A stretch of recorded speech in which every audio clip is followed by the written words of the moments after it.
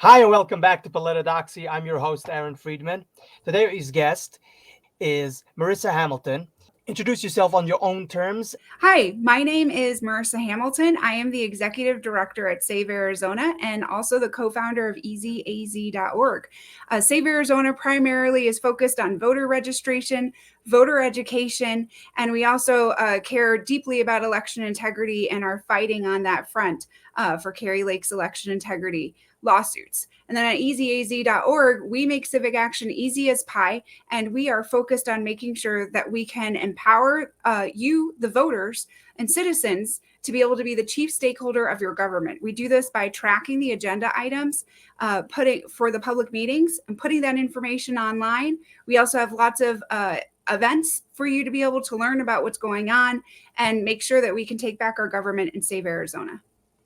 Well, that is very great to hear because we need to have more of these organizations working on protecting, first of all, protecting the votes, making sure that people are educated on the subjects and getting the vote out because it's very easy to get very discouraged on voting, seeing exactly what happened in Arizona. That's in regard to Arizona, but we've seen this in the 2020 election, the so-called pipe bursting in Georgia. That's a very convenient distraction, which actually that pipe, just for the record, that pipe was not even, as I recall, it wasn't even in the building. It was something completely that had nothing to do with, that didn't have to disturb the counting, but they decided to stop it anyway. So it's very easy to get discouraged on going out and vote. And it's very great to have organizations dedicating themselves to making sure people do not get discouraged and actually do go out to vote. Now, on the subject of liberals cheating, and they have a very large history on cheating. We can go back to the 1960 election where they stole the election from Richard Nixon, gave it to Kennedy in Chicago. We can go back in a lot of other places where they have stolen elections, and we will discuss that. But I would like to get, I would like to understand from you, what have you seen happening in Arizona? As I recall, there was certain problems with Sharpies. I think that was just a mix-up. That wasn't on purpose, but there was problems with the voting machines. So why don't you go ahead and tell us exactly what happened on that front?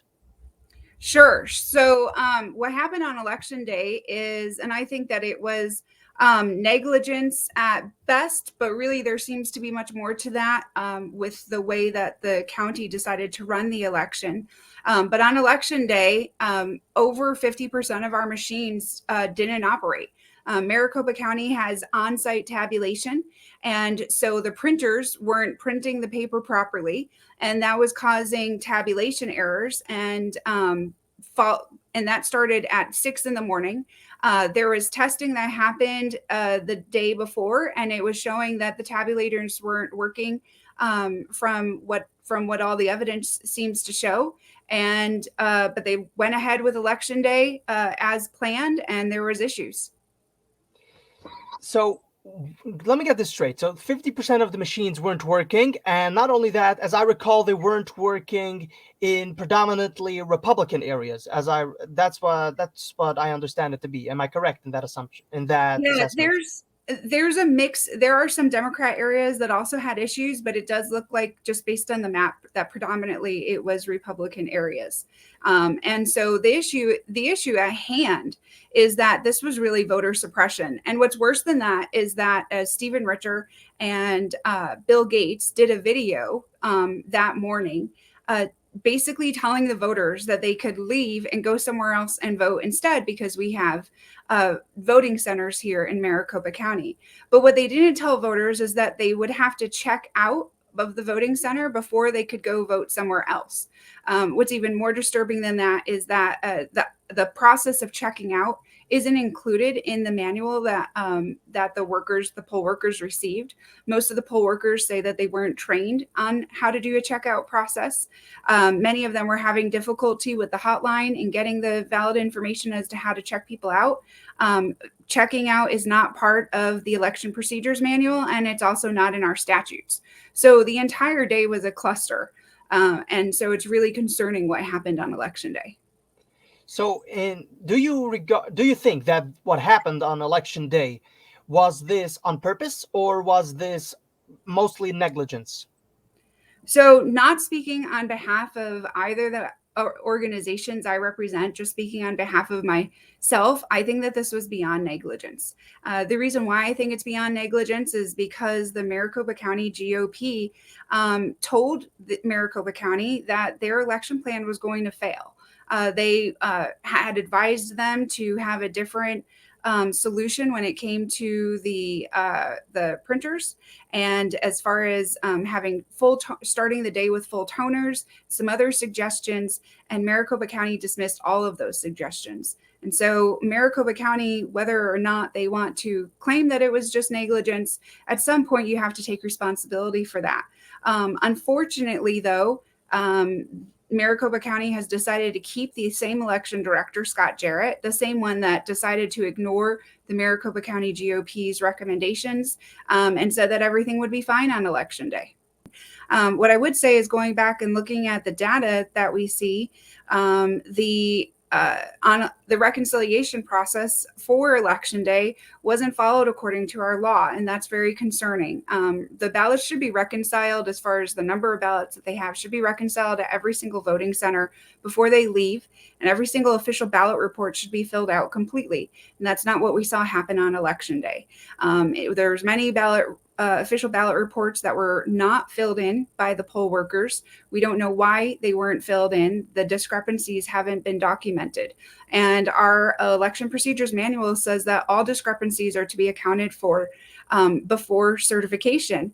And the Board of Supervisors weren't even made aware of what the real reconciliation was. They weren't made aware that the official ballot reports were not reconciled. The instructions that Maricopa County had was to take the official ballot reports, put them in alphabetical order, and set them aside. And so what was actually reconciled was simply the batches that came from the voting centers. And because the official ballot reports then weren't looked at, the Board of Supervisors, before they certified, were not made aware that there was actually an over 17,000 vote discrepancy count from election day of the number of ballots that Maricopa County counted versus what the official ballot reports reported as existed. Now, there's one caveat to that, and that is, again, some of the ballot reports were left blank. But the ones that were completely filled in, my records showed that there was still over 5,000 ballots were unaccounted for. So at a minimum, that would make a big difference in Abe Hamadeh's race. Another question, and it's also kind of connected to the previous question, but this is just, I think it's a good thing just to point out and adopt to the entire nation as a rule, is that if you are the Secretary of State, you should not have the right to oversee your own election. And there should be, I guess you could say, the same way there is a special prosecutor appointed to certain times in government when there might be a conflict of interest. I think this is one of the biggest conflicts of interest when you are the Secretary of State, such as Katie Hobbs, and then becoming governor, overseeing her own election. Do you think that Arizona, the state of Arizona, should have adopt an amendment that says that if you're Secretary of State, you cannot run your own election. You would have to either recuse yourself, which I don't think it should be necessary. I do think you could stay Secretary of State, but there should be like a special council or something who should be the one overseeing the election, so there is no conflict of interest. So there's a number of places that the Secretary of State participates in the election process.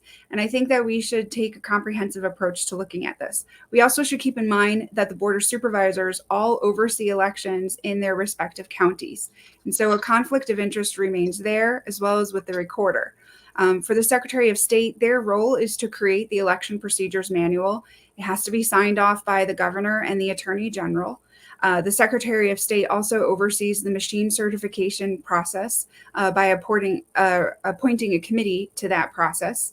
And then they also finally certify the election.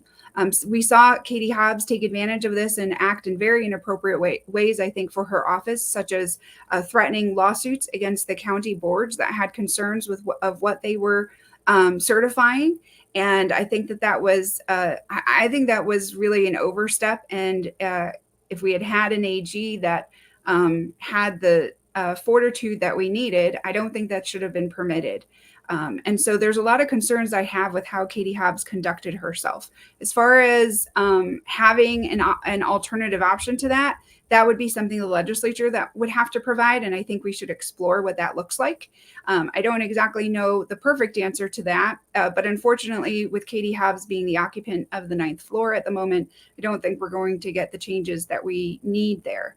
And the only other alternative to that is going to be having the legislature pass something that goes onto the ballot that the voters then decide on.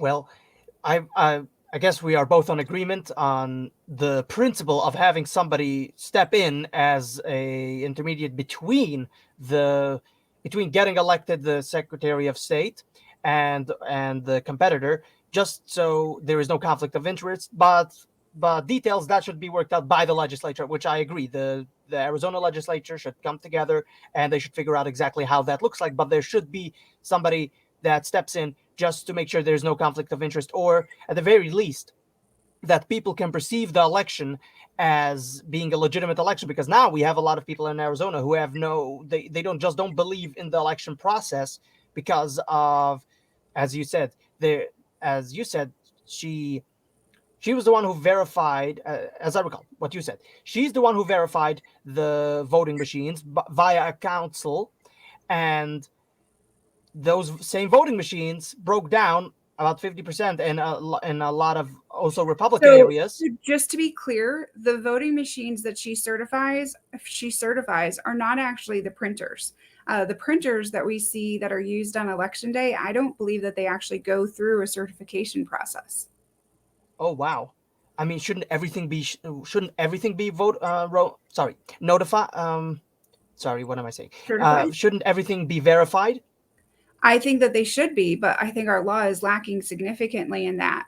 For example, the entire runback process, none of that goes through a certification process either. The only thing that goes through certification is the big machine tabulators, the big systems like Dominion and ES&S. You are the executive director of Save Arizona, and the second one escapes me at the moment. But EasyAZ.org. Yeah, and you do outreach on voter registration, getting people educated on the subjects, getting people invigorated to go vote. So what does that entail?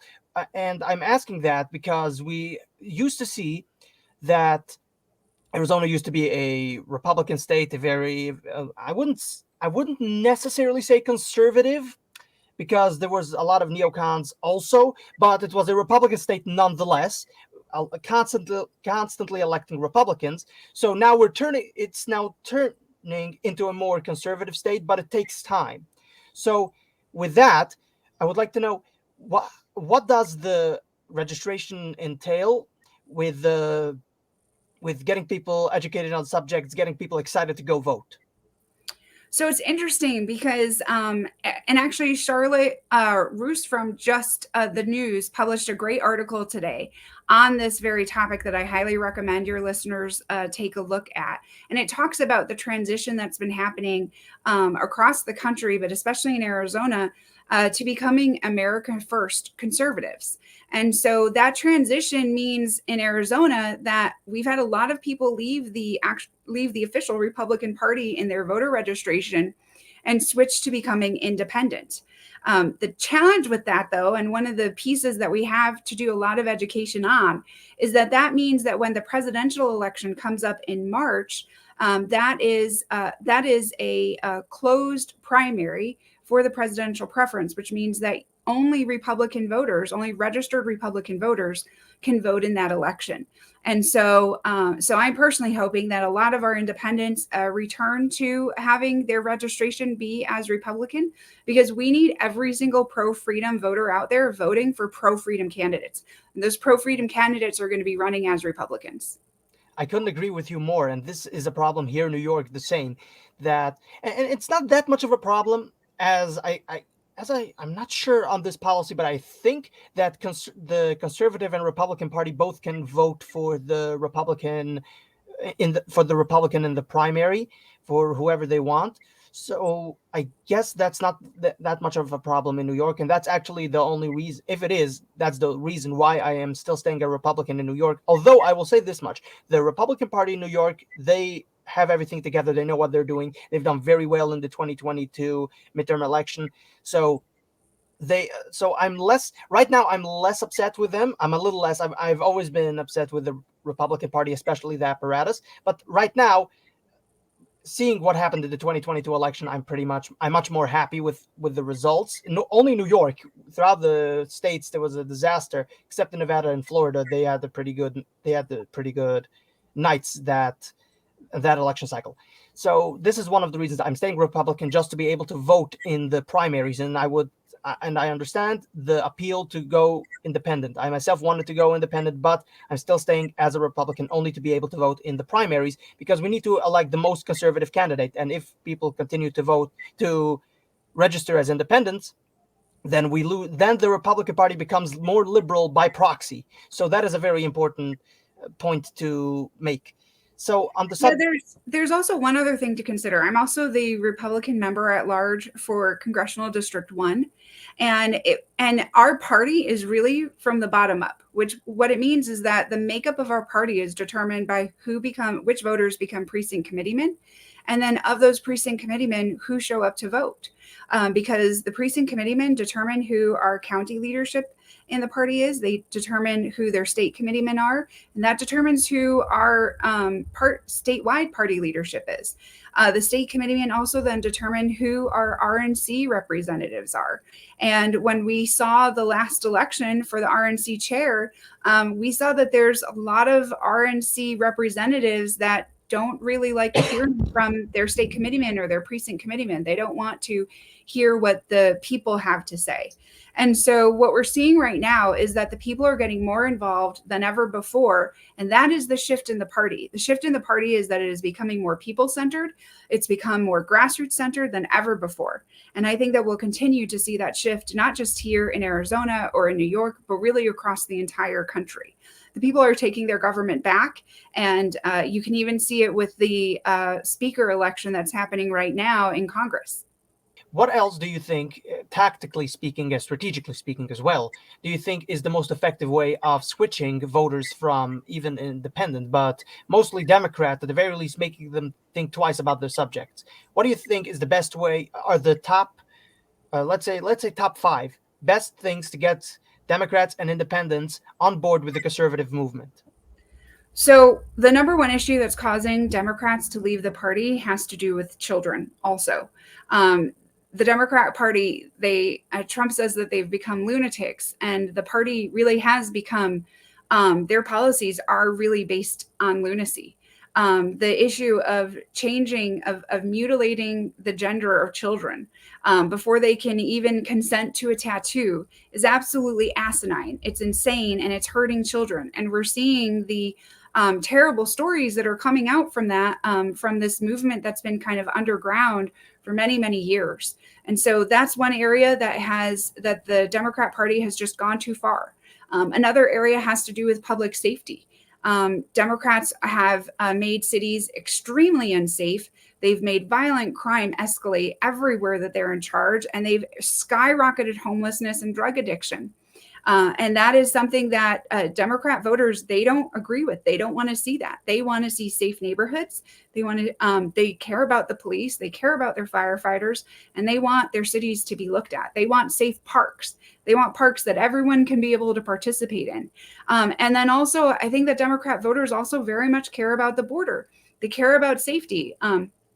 One of the differences that with Democrat voters is that but really Republican voters want this too. Both sets of voters want to see a difference in how we approach immigration.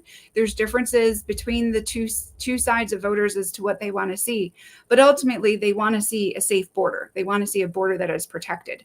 And so a lot of these policies are causing Democrat voters to leave and become independent.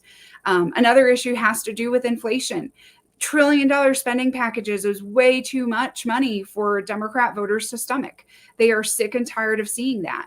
And so I think a combination of those things is really shifting the voter community as to how they look at the parties. Now, on the other side, Republicans have an uphill battle because with some of those Democrat voters that are leaving and becoming independent, because we have to earn their vote.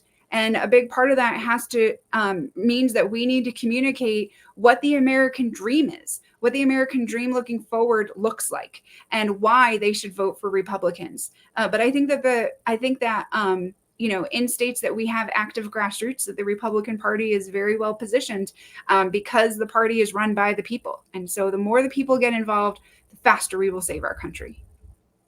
On the subject of illegal immigration, as we were right now talking on the subject of the border, the idea of illegal immigration on the Democrat side is that they want to let in illegal immigrants in order to give them later on to give them amnesty, and Republicans, they're letting in illegal immigrants because they want cheap labor. So do you think that diminishes the voters of Arizona and their voter power, that it takes away from them when you have people who have no vested interest in the United States being led into Arizona, and now they're taking away votes from Arizonian legal citizens? Do you think that would be a very effective way of with Democrats, because they understand that we should be letting in these people because they are refugees? Well, you need to explain. I think that the best way of going about this is to explain to the Democrat Arizonans, tell them that they are taking away your vote because the Democratic Party apparatus is taking away your vote by letting these people in. Do you think that is an effective strategy? I think that there's a different approach that needs to be looked at. One, I want to clarify that our Republican members of Congress in Arizona do not support illegal immigration for cheap labor.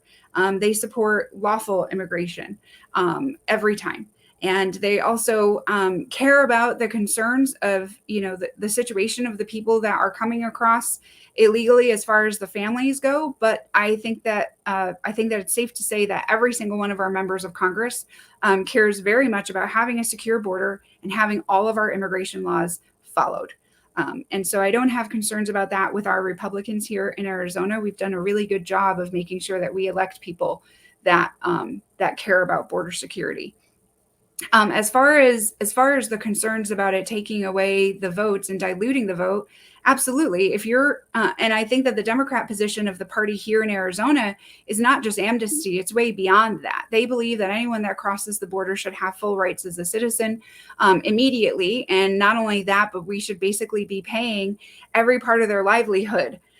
They believe that we should be paying them monthly stipends, we should be giving them free housing, and including Maricopa County Board supervisors have taken $5 million recently out of our housing fund and are applying it to illegal immigrants. The housing fund that the legislature just voted on, that Democrats primarily contributed that money to that fund. We're finding that a lot of that money is being used to house illegal immigrants, and really thankful for our Representative Matt Grass for bringing that to light and holding some accountability on that. As far as taking away people's votes, if those people were given citizenship without going through our due process of law for immigration, then yes, that would dilute the vote. Everyone that doesn't come here legally is given the right to vote, then is diluting the vote for everyone else. So I think that we need to go back to a lawful immigration process. And I think that we need to strengthen our immigration laws. I think that we need to increase the number of judges that we have so that those cases can be prosecuted in an expedient fashion, and make sure that we are protecting the right of only citizens to vote. Very good. On the subject of initiatives on getting people registered, getting people interested in voting, getting people to be excited about what's coming next, because that's the only way we are going to win. If we're going to constantly complain that this way it's rigged against us, which it is. In a way, the election process is almost always rigged against Republicans. So what other initiatives do you have in mind on getting people registered and educated on the subject? So we focus heavily on doing voter education. And the reason for that is because most voters don't actually really know the extent of what they're voting for. And the bond election that's happening right now is a good example of that. If you look at what the information that the cities and the school districts sent out, they're basically just saying, we need more money for more supplies in the classroom, or we need money for police and fire, etc. But when you look at the way that the cities are actually spending this money, they're using, and the school districts are using this money, they're using all of this money to bring in that globalist Great Reset transition that we talked about in place. When it comes to our schools, the schools are suffering tremendously when it comes to proficiency rates on reading and math, and kids are dropping out at higher rates than not seen in a very long time. And at the same time, in our cities, we have skyrocketing crime. And so those are all things that we need to educate voters on, is what their government is actually doing. And so we do that at EasyAZ on our Stop the Arizona Deep State project. If you go to easyaz.org/showup, every single week we put out what's going to be on the agenda items for the government meetings in that week, and we teach people how they can show up and participate and get involved and participate in public comment. And we're making a huge difference in that by doing that. We've gotten the government to table a lot of items. We've gotten a lot of agenda items killed, and we've gotten some good policies pushed through. And so after we do that effort, then we go back and we educate the voters in the Arizona Rescue Mission Project. In the Arizona Rescue Mission Project, we are holding meet and greets in our neighborhoods. We're empowering people to become leaders in their neighborhoods. Sometimes they're precinct committeemen, sometimes they're just neighborhood leaders. And we door knock at least 500 doors for every meet and greet. We text message another 1,000 voters and invite them to hear from their elected officials, hear from potential candidates that are running, and then we share with them the status of the current status of things happening at the different levels of government according to what they said they cared about the most, and we encourage them to get involved. And we're also tabling at a lot of different events and making sure that more and more we can engage with more and more voters. That's great to hear. And this will be the final question about Scott Pressler. If you've seen, he's been doing great work. Are you working also on getting more Arizonans to be interested in doing the line of work that he is doing? Yeah, absolutely. So we work directly with Scott Pressler on many efforts, and we've had him come to our EasyAZ office, and we very much support early vote action of the work that he's doing there. And we encourage everyone to download his app and get involved. Well, that's great to hear. So I guess we could end it here. I would like first of all, I would like to thank you for joining us, and I would like for you to tell people where they could find you if they want to get involved, especially if they live in Arizona, where they could get involved, where to contact, and so on. Sure, you can go to easyaz.org. Those are the letters, easyaz.org. You can also go to the savearizonafund.com, and you can find me at Twitter at Merissa Hamilton. All right. If you want to reach out to me, you can reach out to me at Aaron Friedman on Twitter or on Instagram. Aaron Friedman on Instagram, or Aaron Politodoxy on Twitter. If you want to send an email, you can send an email at politodoxy@gmail.com. And thank you very much, everybody, for listening to this episode. Please share this episode, leave 5 stars, and remember, my fellow radicals, stay political.